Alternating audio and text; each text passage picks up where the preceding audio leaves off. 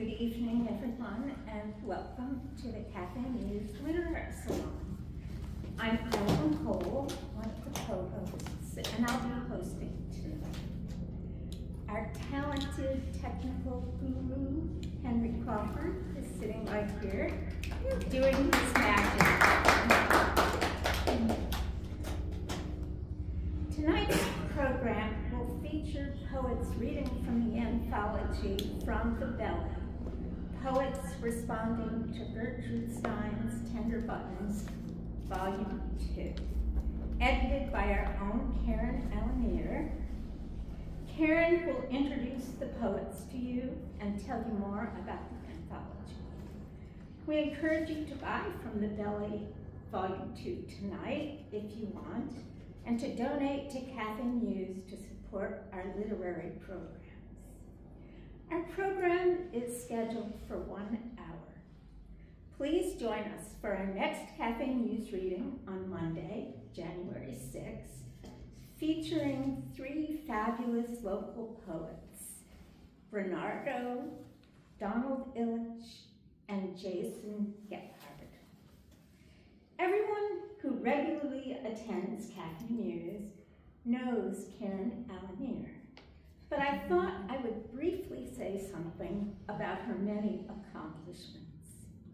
In addition to editing From the Belly series, Karen is the author of 8 collections of poetry. She's an expert on Gertrude Stein and the author of the opera Gertrude Stein Invents a Jump early on.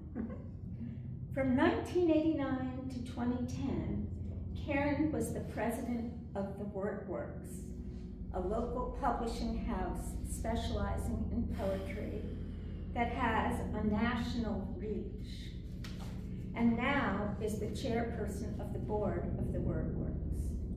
She has innovated many programs for WordWorks, including Café Muse. Now, I'm going to turn the mic over to the multi-talented, amazing Karen Alanier.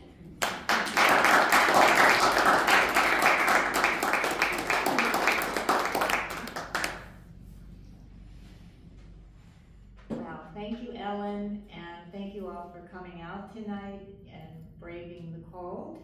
And thank you to those who are online. We always appreciate your company. From the Belly, Poets Respond to Gertrude Stein's Tender Buttons is a 3-book project. And that is because it is based on the 3 sections of Tender Buttons: objects, food, and rooms. So the book has this lovely image on it that is by Joanne McFarland, and Joanne is in this collection as well. If you are shocked by the image, I tell you that it was picked carefully and with due consideration, and I see the baby on the baby doll on the cover. It represents innocence, but you know, like everything, it's fraught, and she's surrounded by fronds of chard. So, you know, the greening of Stein. So anyway, I have asked each reader who will read tonight, there are 6 of us including me, to start with a snippet of bio, then give us a poem that they either consider their signature poem or their poem that they particularly favor at this time. And then go on to the reading of the snippet from Gertrude Stein from the Tender Buttons, and the response poem that will follow. So here we go. We'll start with that, and each reader will announce who is reading after that person. Okay. So, I'm Karen Lalonde Alanier, the first poet published by the WordWorks in 1975. And in 23 and 24, I'm the editor of From the Belly, volumes 1 and 2. I have brought copies of both volumes, so they're on display in the next room. And I'll be happy to sell you a copy at a discount. And so my signature poem tonight is Diana au Courant, which comes from my opera Gertrude Stein Invents a Jump early on. And Diana au Courant refers to Diana the Huntress. But it's also Gertrude Stein. Diana au Courant, she was a flippy lady, a real sixer in a deck of nines. She knew the handle from the muzzle, the click of the cock from the squeeze of the trigger. She listened, an authentic spoon tuner in a forest of forks. Her ear was better than a metal detector, sharper and juicier than a blowgun. Her mouth tasted the purple plum. In short, she had more life in her than the entire city of New York.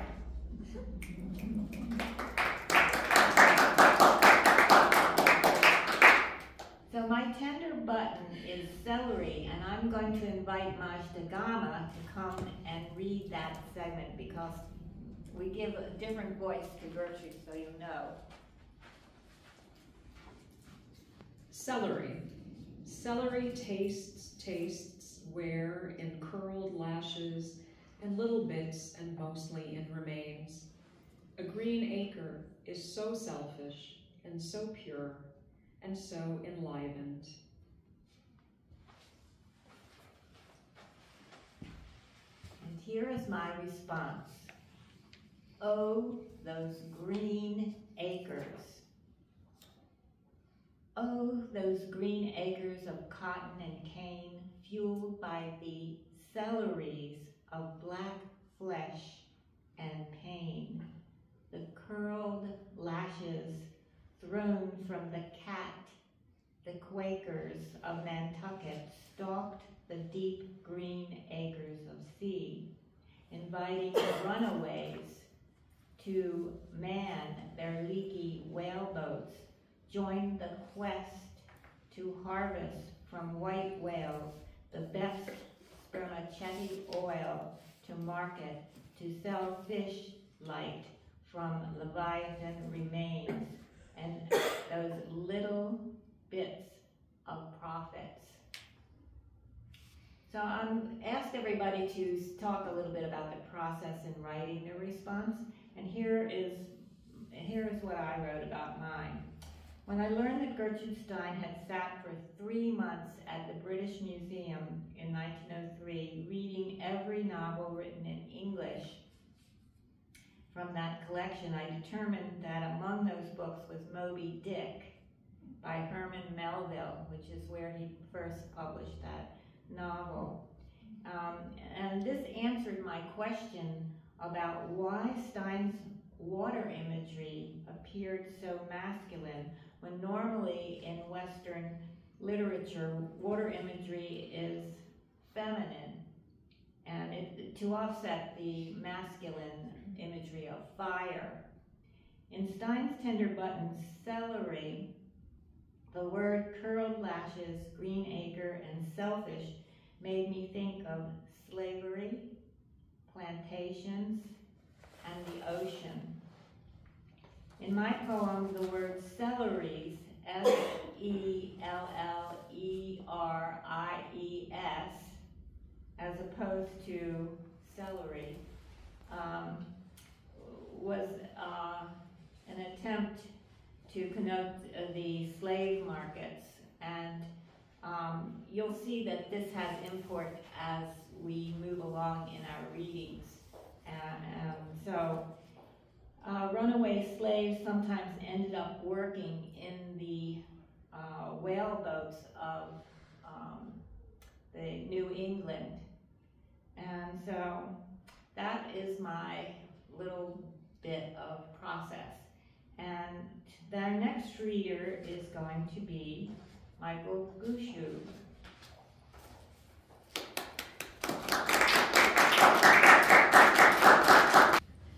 Hello and good evening. I am Michael Gushu. I'm the author of several poetry collections. Wow. And most recently, Sympathy for the Monster.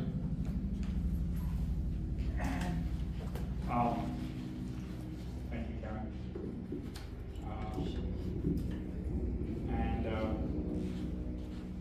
I'm going to read.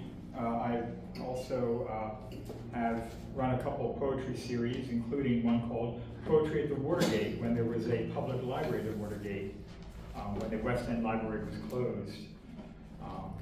Also run several blogs, including the Bullets of Love blog for Poetry Mutual, and one on medium.com called How to Even, which is a poetry advice column with extremely bad advice that you should never follow. I highly recommend it. I'm going to read I don't know if this is my signature, I don't think this is my signature poem, but it does reference another somewhat neglected 20th century woman poet, American poet. So I decided it was both not as dense as the poem I will read, so that's helpful. Poem beginning inappropriately with a line by Marion Moore. What are years? What is our innocence? And what's that stuff in a lava lamp? A sort of wax, a kind of water, but mostly gobs of random, half weather pattern, half cosmic static. Innocence, I don't know gobs about, or guilt, but say instead, lump it. We're not on trial, we're trial offers to each other. It's a banana peel cosmos, baby. You can't control freak how to slip, but you know when I fall, I want to fall for you. Why? Because lava lamps tell time. Because there's a lot of beauty in chaos, and there's a lot of blog and group. The lamp's red puddle turns pillar and buds taller as it melts, and spells out love like life is lava. And that's no blurb. What is it time tells us? To rise towards each other. If we pull apart, break up, it's only the heat building inside. If we hunker down, we're together.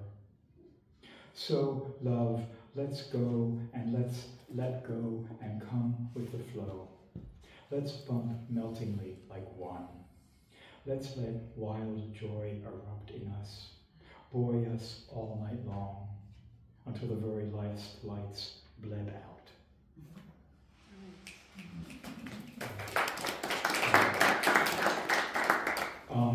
And my responding to, and then now if you're going to read the Gertrude Stein, I'll step aside. Okay, so Michael responded to salad dressing, which is a great thing to follow a lava lamp, I think. Salad dressing and an artichoke. It was please, carriage cup in an ice cream. It was too bended with scissors, and all this time, a whole is inside a part. A part does go away. A whole is red leaf. No choice was where there was, and a second, and a second.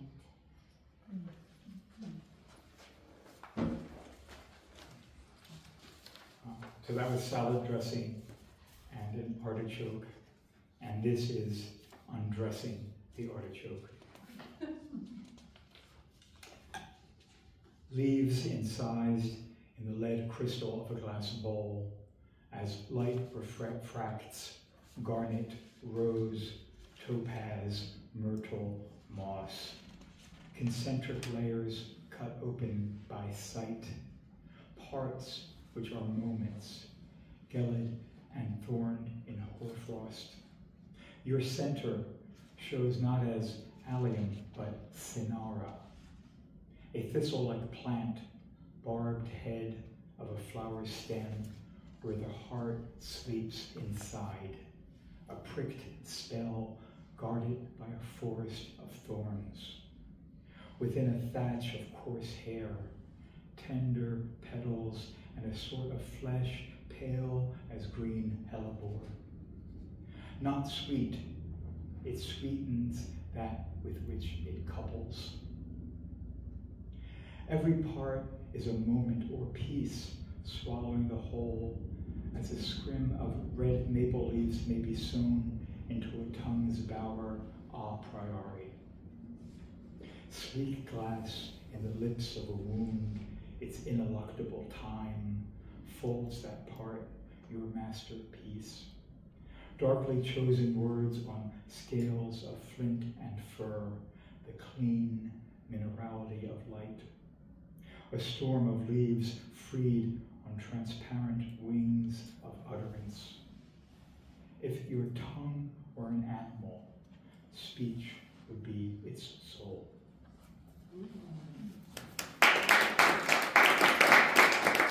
So, how I got from there to here, a couple things. I could not, Gertrude Stein's methodology was analytical and syncretic, psychological. She studied with William James. Take analytical in that what it took from Cubism, which was an analytical painting method, visual. It was oral, very much for the ear, which is why, even though they're not in lines, she called them poems, I think. And the use of puns and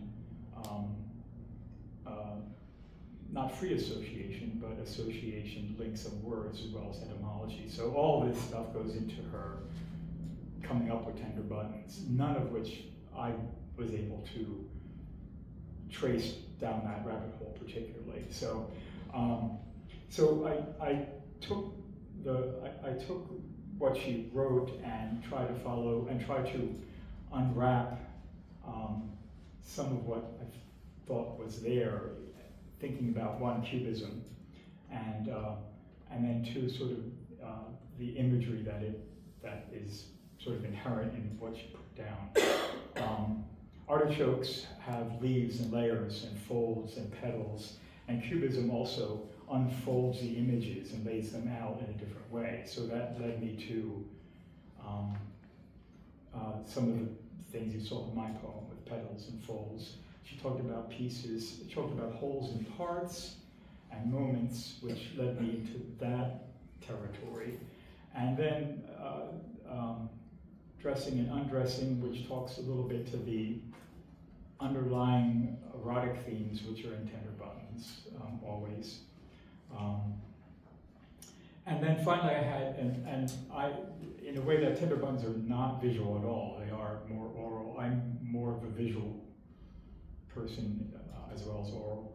And I had the image of an artichoke cut in half, laid into a cut crystal bowl in front of a window in fall, outside with a maple tree, red maple leaves, with the the wings that come down and sparkle around. So that was in my head as I was writing it. So in the stanzas, there's the first stanza is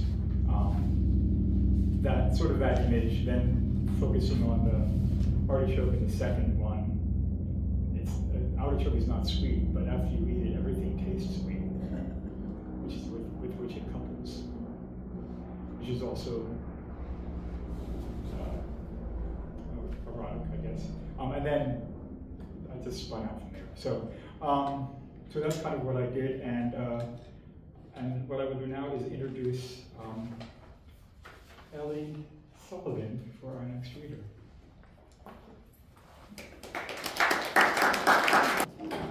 Hello, everybody.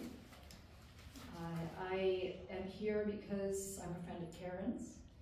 We know each other through a poetry reading group that stemmed from our involvement with ModPo, which is an open online course given by the University of Pennsylvania, a modern poetry course that begins with Emily Dickinson and Walt Whitman and goes through today. And I thought I would share with you the way ModPo introduces Gertrude Stein.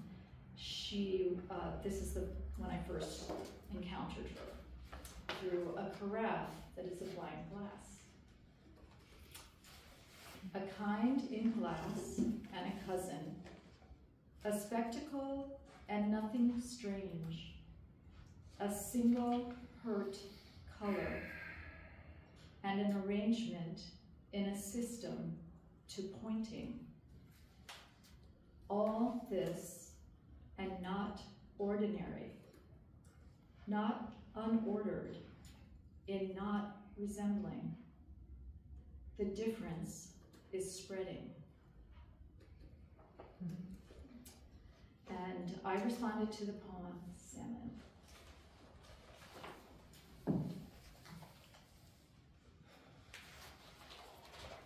Thank you, Ellie. Salmon. It was a peculiar bin, a bin fond in beside.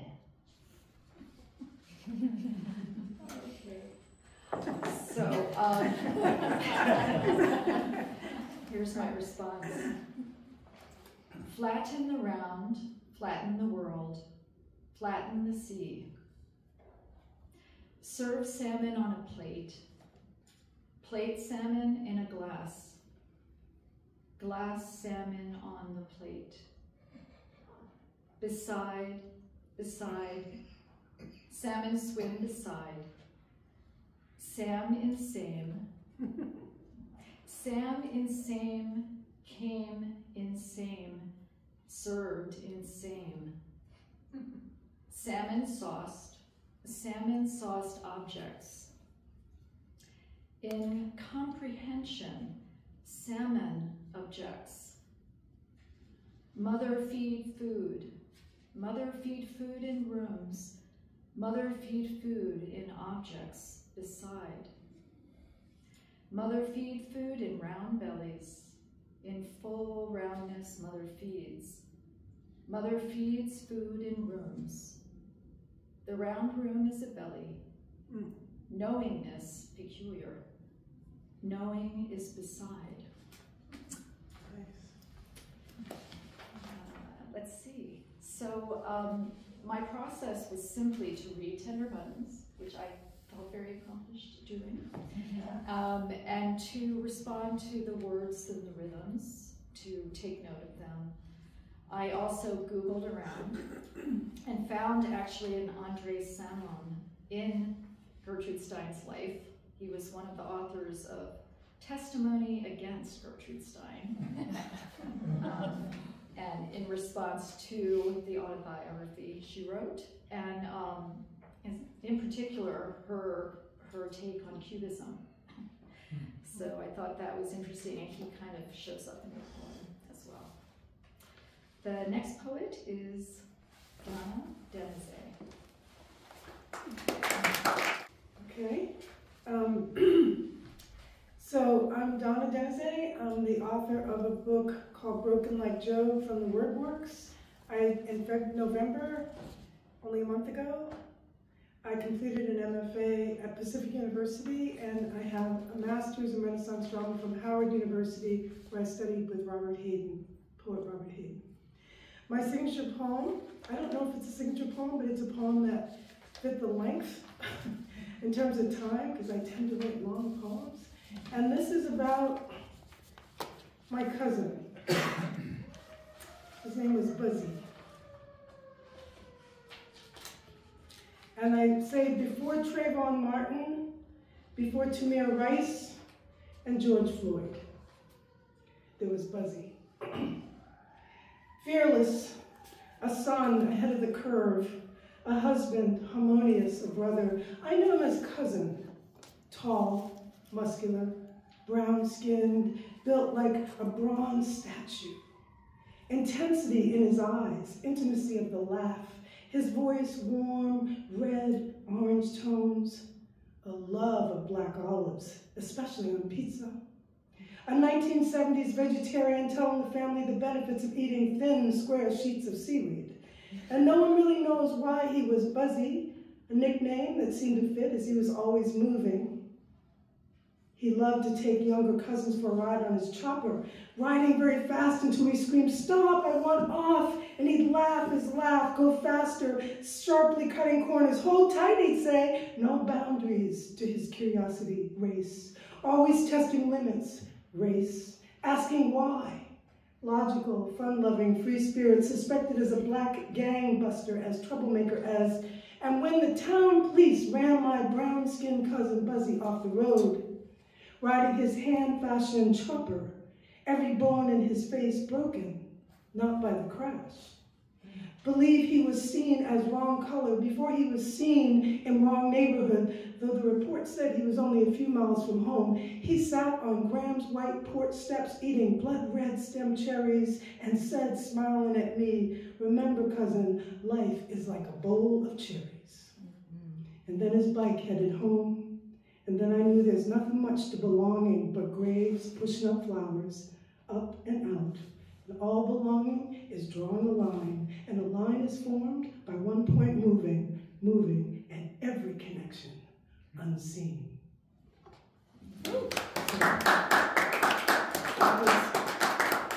Took me years to write that. He was such a big figure. Okay, so Karen's going to read the original dinner. Yes. Okay. First comes this part of the dinner. Okay. So Tender Buttons is full of secret messages, and this is supposed to be the love poem between Gertrude and Alice.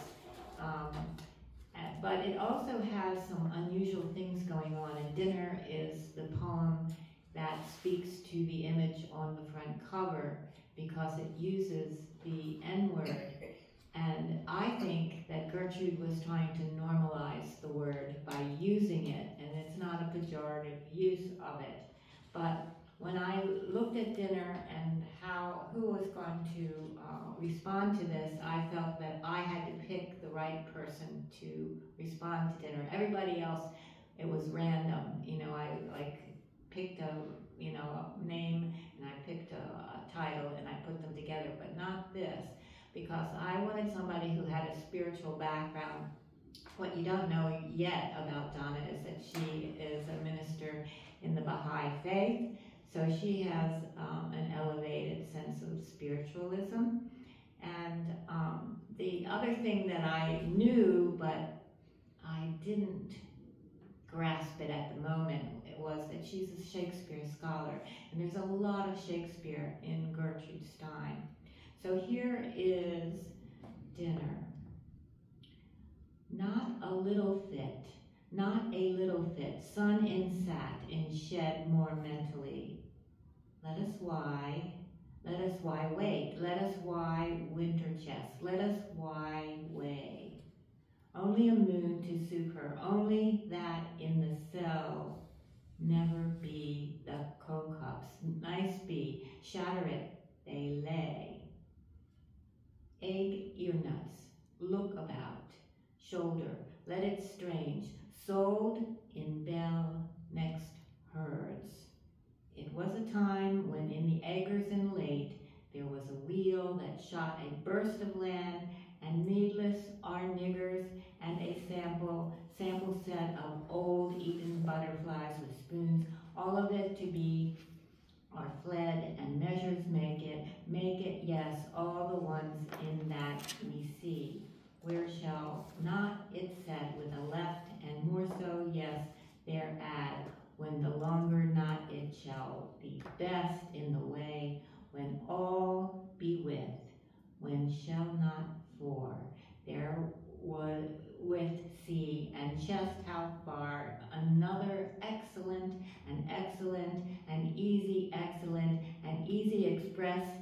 E, C, all to be nice, all to be no-so, all to be no-so, no-so, all to be not a white old chat churner, not to be any example of an edible apple in. Yeah. So I called my response, "It's time," or Gertrude Stein knew, as in N-E-W. And there's an epigram, and it's from Othello. Her father loved me, oft invited me, still questioned me the story of my life from year to year, the battles, sieges, fortunes that I had passed. 1. Brown lives bloomed, consumed into naught, and no be so. Oh, Gertrude, 'twas strange, 'twas passing strange. You knew no life needless. Needless, you knew not less, but it was go fish, wish tuna fish, and it was oh so many tears, foul-smelling fears. Father cries, dinner, cantaloupe, and mother weighs why. Weighs why, cantaloupe, cantaloupe, can't elope. Oh, trig, trig, trigger, must configure, go bigger, virtue of fig. Cantaloupe, cantaloupe, oh, trig, trig, trigger, needless fig. A fig, a leaf, a virtue, a grief, measures, pleasures, eat, eat, eat in land, island, and other brother.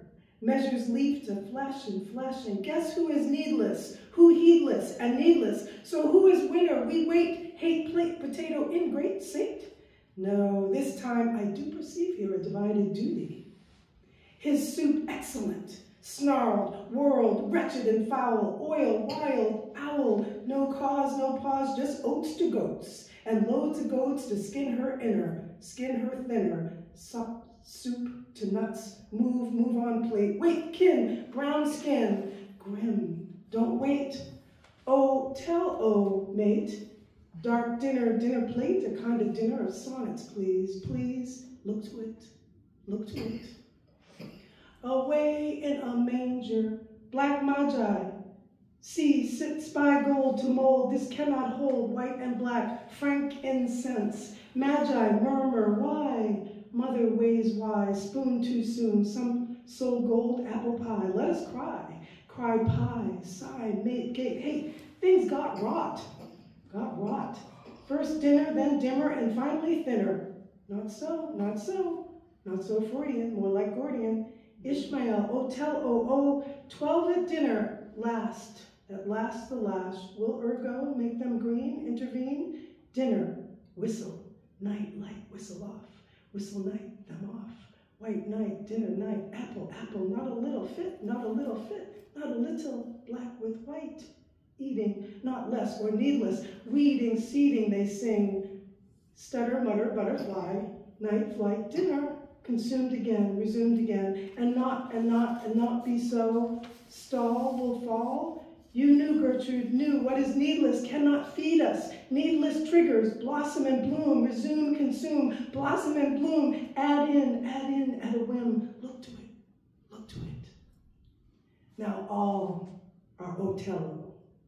Stuck, still in this muck, chat, sell, mate, sell, not so, when all be heart, be burst, be black, 'cause see white sea, sweaty hands, seesaw, saw, never be me, first it was passing, 'twas strange, 'twas passing strange and thin, then there was gassing, but oh brother, we mint pepper and salt mint together, leper, at dinner, but never that river, you have lost half your soul. Oh, Gertrude, it is time surely to be whole. At this river, all quiver, one spirit, hear it, not fear it. We see, surely you knew to gather together, to see, to be, more to soup, more to sup, to race, to this place of one. Make it all one, or fall. Coda. When we have plucked the rose, we cannot give it vital growth again. It needs must wither. Us, this globe, justice, us, no in between, just us. A sonnet of love, in love, a sonnet, please. So what I tried to do the M word, the nigger word. And Stein's dinner made me think of Black lives being consumed over time. And that led me to Shakespeare's Othello, the African general in Venice whose nobility is consumed by Iago and by social stereotypes about Blackness. He was invited often by one of the Venetian senators, as we all know, to dinner, so he could hear the Africans' exotic stories of travel. And he receives a warm welcome at first, but then immediately he's scorned and his motives questioned when the senator's daughter and Othello fall in love and elope, cantaloupe. Also, I noticed a peculiar similarity. Stein's phrases and words like whistle, apple, needless, excellent, strange, sell, look about, lay, and why, were in Shakespeare's Othello. And so with these two ideas, or taking off points, race, othering, the similarity of language, I let the pieces weave together a narrative through sound and sense. The othering in my piece moves through gender, race, passing, racially, and religion, the Holocaust, gassing, and ends with a call for unity and love. It's about time. Thank you. The next person to read is Marsha Gama, and she's a fine poet. Hello, good evening. I'm so delighted to be amongst these fine poets in this really wonderful anthology. The volume 1 blew me away, and I just was delighted to be asked to respond. I'm Majda Gama. I'm the author of the chapbook, The Call of Paradise, which Diane Seuss selected as the winner of the 2022 To Sylvia's Chapbook Prize.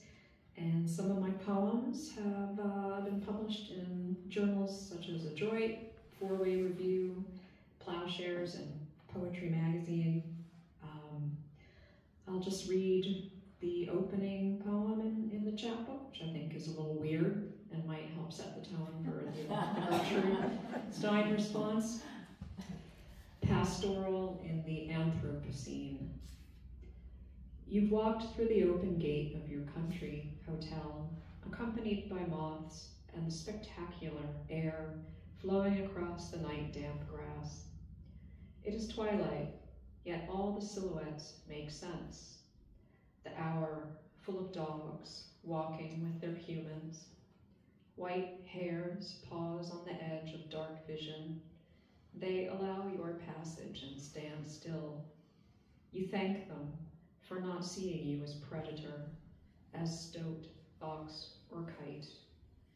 Across the road is a field felled above a tree. Crows still flock to its absence for shelter in the indistinguishable night.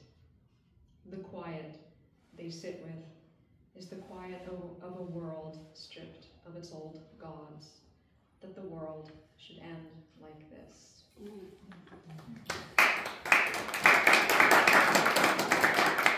And I'll let Karen read the tender button that is cream that I respond to.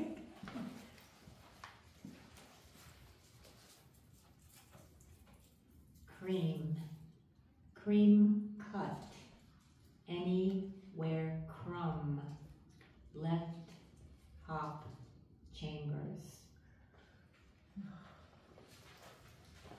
Cream, his white t-shirt yellowing in a drawer, full fat with clotted crust of gold, now scoured sour by the tight wound of time.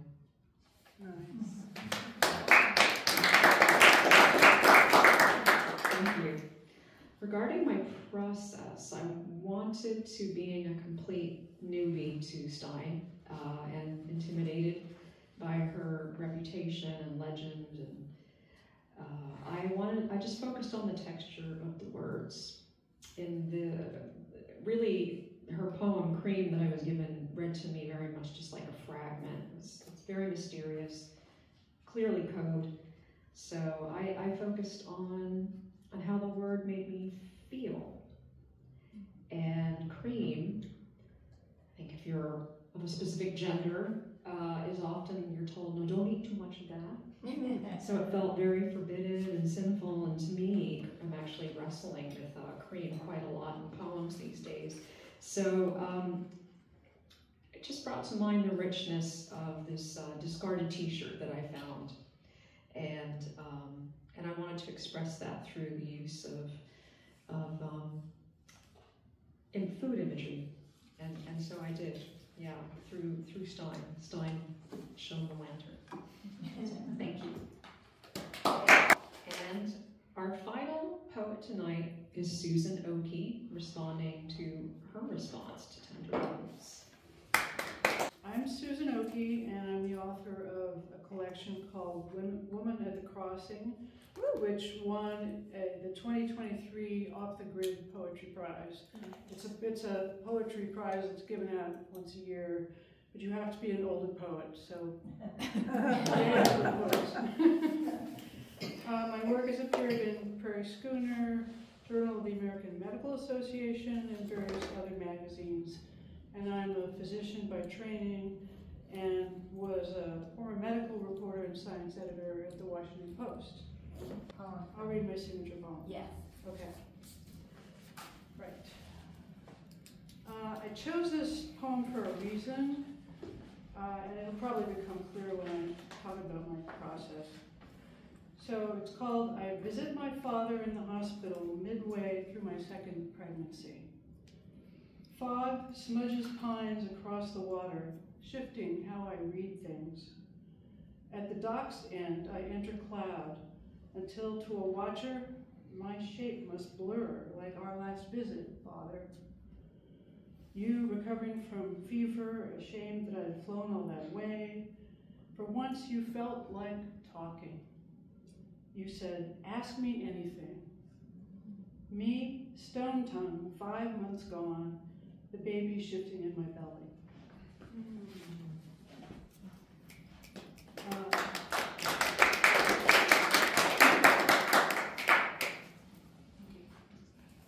Okay, you stay. You can stay. Okay, I'll Yeah. stay. So I gave Susan 3 fragments. And they were potatoes, potatoes, and roast potatoes. So here goes. Potatoes. Real potatoes cut in between. Potatoes. In the preparation of cheese, in the preparation of crackers, in the preparations of butter, in it. Roast potatoes. Roast potatoes. 4. So my poem is called But Potatoes. Feared food flying fruitlessly. The lettuce leaf flung sticks to Matisse. Please no pesto pouting at pastry. Conflicted sauce is no critic. There's no pear there. Utter mousse upsets the label's ambiguity. Dear, observe. Please do not help yourself.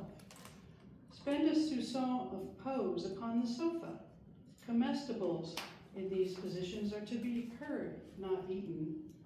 Some love okra, some babies. Some prefer baby okras.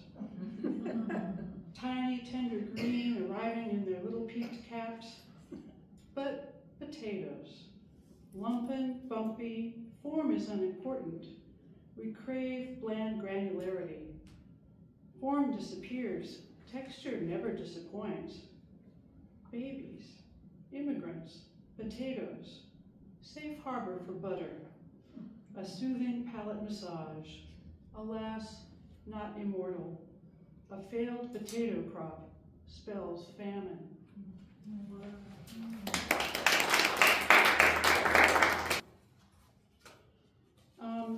The gist of it is that my father was a huge Gertrude Stein fan.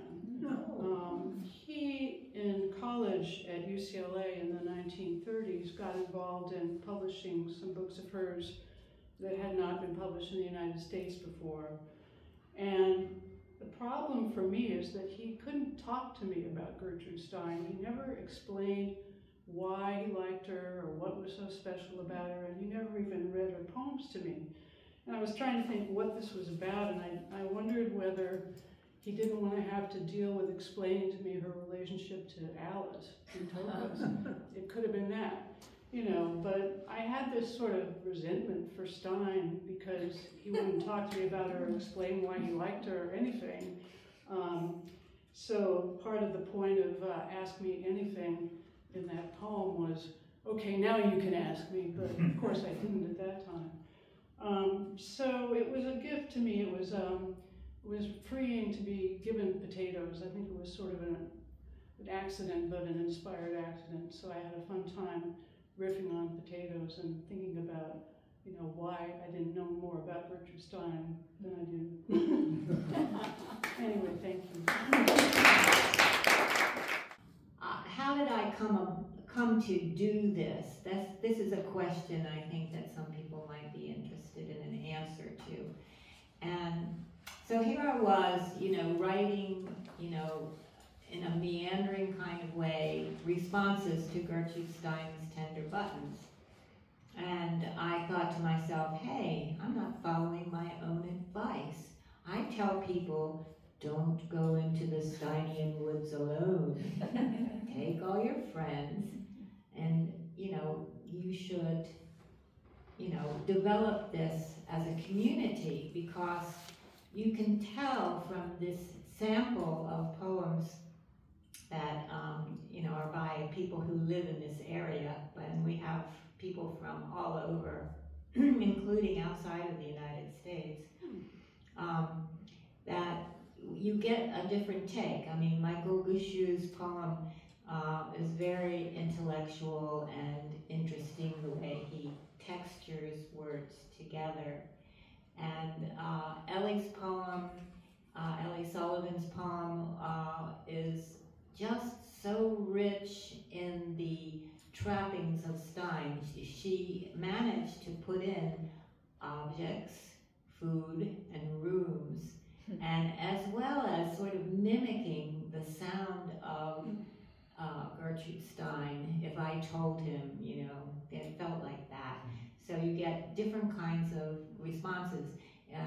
Majda's response was in a very short, mysterious way, different from everybody else's poem, I think. And Donna Denise's poem was very theatrical and very far-reaching, and you could hear her picking up words from other poems that you've even heard here tonight, which I thought was quite exciting. And the same with Susan's poem.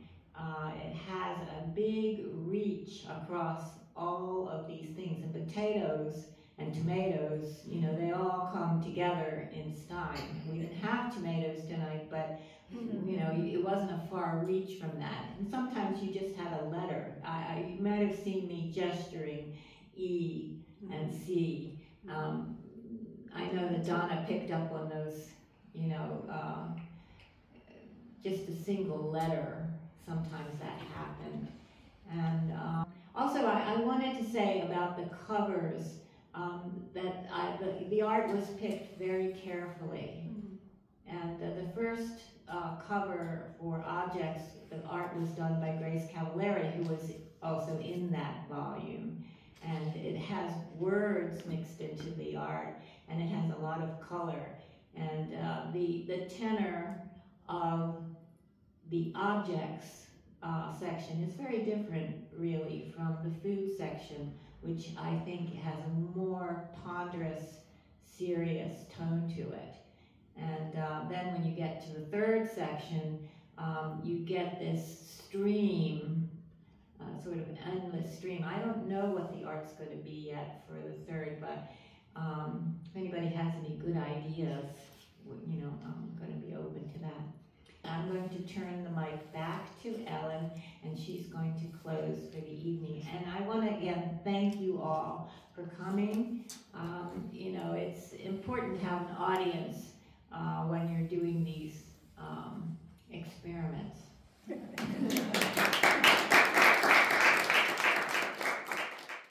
Karen, thank you. This was a fascinating program. I really enjoyed hearing the clever and skillful poems that were read tonight, and to hear about how you came to write them. It was really fascinating and a great idea.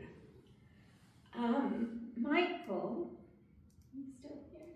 Michael, yes. Thank you for your beautiful music. After so many Zoom programs, it was a treat to hear you perform live. And thanks again to Karen and the WordWorks for sponsoring Café Muse, and Henry for your wizardry and doing the text. And thank you to my fellow co-hosts, Henry Crawford, Maj Dagam, Luther Jett, Claire McGough, for the work that allows this program to happen.